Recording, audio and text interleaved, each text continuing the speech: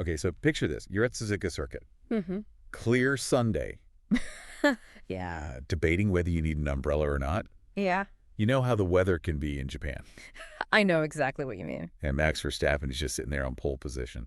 It's a sight to behold, isn't it? Yeah, it's like he's just radiating this quiet confidence. Like he can already see the champagne spraying, you know. It's fascinating when you think about all the talk surrounding him before that race weekend. You know, he's a multiple world champion. Yeah. He's dominated F1 for years, but he hadn't won any of the races leading up to Suzuka. Like, for a driver of his caliber to go through something like that, it generates a lot of buzz. It does. Everyone was talking about it. You couldn't escape it. And it wasn't even nuanced analysis. It was just, Max is in a slump. Right. Some people were even suggesting that Red Bull was deliberately holding him back. Yeah, I saw some of those theories. It was crazy. It was like everyone was waiting to see what would happen at Suzuka. Would this be the race where he turns things around? Yeah, and it certainly delivered, didn't it? Oh, absolutely. So that's what we're going to delve into today. The real meaning behind that victory at Suzuka. Okay. It wasn't just another win. It was a statement. Right. It tells us a lot about Max, about Red Bull, and about where F1 is heading. And to get to the bottom of it, we've gone through race analyses, technical reports. We've even looked at what Max himself has said. Wow, so we're going deep. We are going deep. And it all started with that qualifying lap. It was unbelievable. I mean, it wasn't just about getting pole position. It was a statement. It was. Max even said it himself. He called it insane. And when a driver with his experience and skill uses that word, it's something special. It wasn't just about raw speed. It was about precision, pushing himself and the car to the absolute limit on a track that's famous for punishing even the smallest mistakes. And Suzuka, it's not just another track. It's a real classic, a true driver's circuit. Oh, absolutely. You have these incredibly fast-flowing sections that require so much commitment and bravery. Yeah. Then you've got these super technical corners, almost like a rhythm, and the elevation changes. It's a place where legends like Senna and Schumacher cemented their legacies. Their names are written all over that track. They are. And now Verstappen is building his own legacy there. Oh. That was his 4th pole position in a row at Suzuka. That's incredible. It is that kind of consistency on a track, as demanding as Suzuka speaks volumes about his skill and the car's capabilities. What do you think about him mastering a circuit that so many drivers find incredibly challenging? Well, if you take a step back and look at the bigger picture, his success at Suzuka shows how adaptable he is. Okay. It shows that he can consistently perform at a very high level on all sorts of tracks. It's not just about having a fast car. It's about the connection between the driver and the machine. Yeah. Verstappen can always find the limit, and Suzuka, with its unique challenges, it really exposes any weaknesses in that connection. That brings us to all this talk about him being in a slump. Right. It was everywhere. 2 wins in 16 races. Yeah, the headlines wrote themselves. They did, full of drama.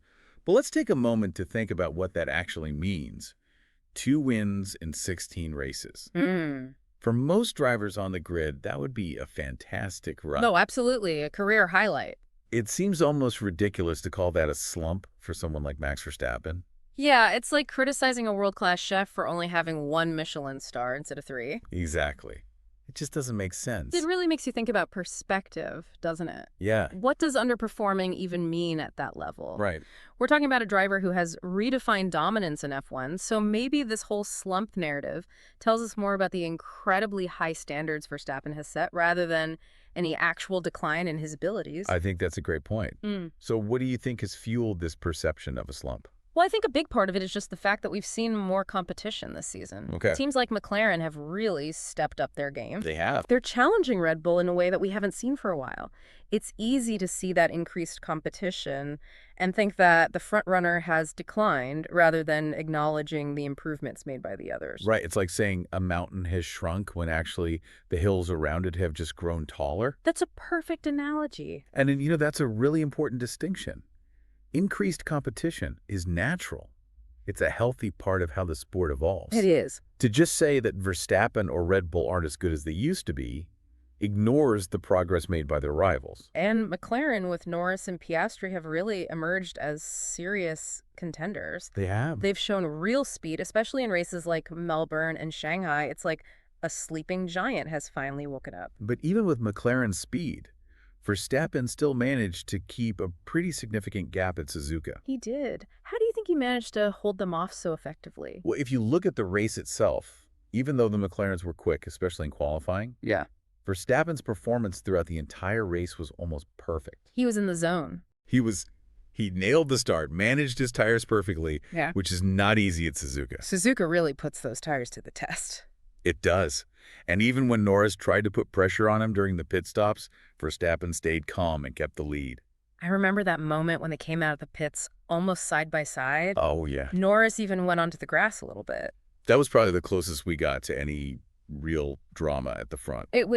Norris even said he thought it was a bit aggressive. He did. But the steward said it was just a racing incident. They did, and from that point on, Verstappen just seemed to pull away effortlessly. It was like he was on rails. He was, and that moment with the pit lane and how Verstappen built that comfortable lead really highlighted his racecraft and his mental strength under pressure. While McLaren showed raw speed, Red Bull and Verstappen showed superior strategy and consistent performance throughout the entire race.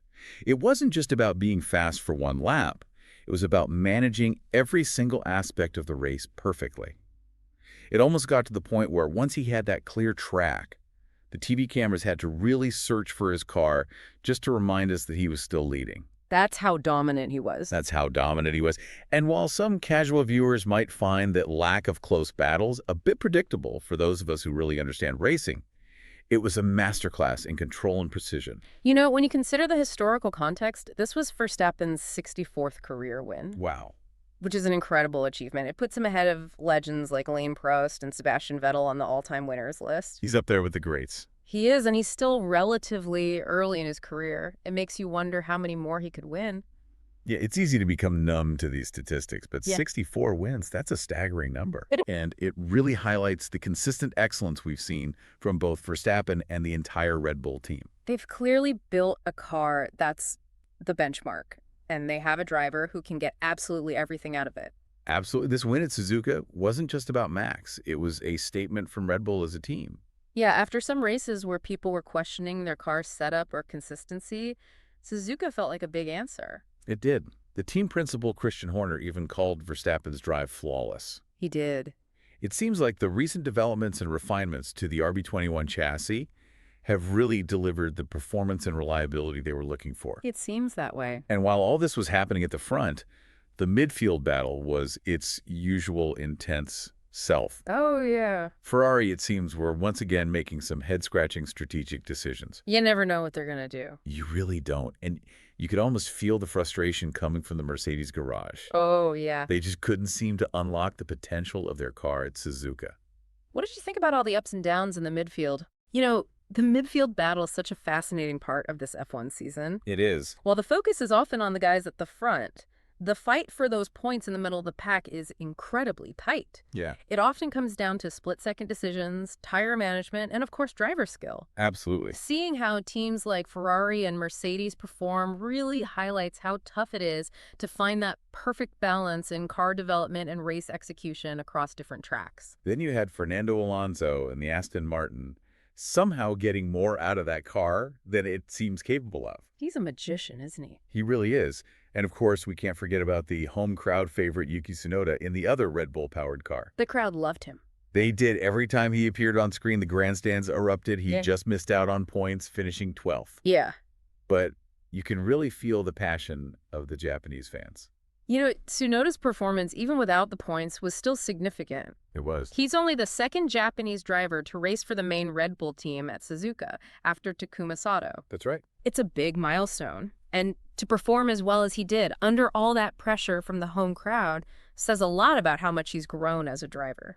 I agree. The support from the fans was incredible. It was electric. And we can't forget about the roll tire strategy played at Suzuka. Right. It's known for being really tough on tires. Yeah. Teams tried all sorts of different approaches. Some went for longer stints on the same tires. Others went for more pit stops to get fresh rubber. But in the end, it almost didn't matter for Verstappen. He was in a different league when it came to managing his tires and setting the pace. That's a key sign of how good Verstappen is right now. Right. It's not just about outright speed. It's about understanding how the car and the tires work together, which allows him to maintain a fast pace without destroying his tires. Yeah. That level of car control and awareness is what separates the truly exceptional drivers from the rest. So as we look ahead, what does this Suzuka performance really mean? I think it's safe to say that all that talk about Verstappen being in a slump is over, don't you think? I think so. He's back on top, and he did it in a dominant way at a track that really tests every part of the driver and the car. Exactly. He won his 4th race in a row there. He did. The championship battle with Norris is still very close, and McLaren are proving to be a real threat to Red Bull's dominance. Absolutely. We also saw the usual drama and excitement in the midfield, and it all happened with a resurgent Red Bull team in the background. You know, if we think about the bigger picture, Verstappen's 64th win really solidifies his place as one of the greatest F1 drivers of all time. He's a legend. He is, and it shows how strong the partnership between Verstappen and Red Bull is, even with strong competitors like McLaren closing the gap. Looking ahead to the Bahrain Grand Prix, it feels like the season has really found its groove. Yeah, all that talk about a Verstappen slump seems like a distant memory now. It does. Verstappen's performance at Suzuka has probably changed the narrative for the rest of the season. Probably. Now, the question isn't whether he can win, but how many races he will win, and whether anyone can consistently challenge him. That's the big question. So here's something to think about, now that Verstappen has reasserted his dominance. Is his main competition still the other drivers and teams? Or has he reached a point where his biggest challenge is himself? Interesting. Can he maintain this incredible level of performance and avoid becoming complacent with all this success? That's a fascinating question. It is. It's something to consider as we look forward to Bahrain.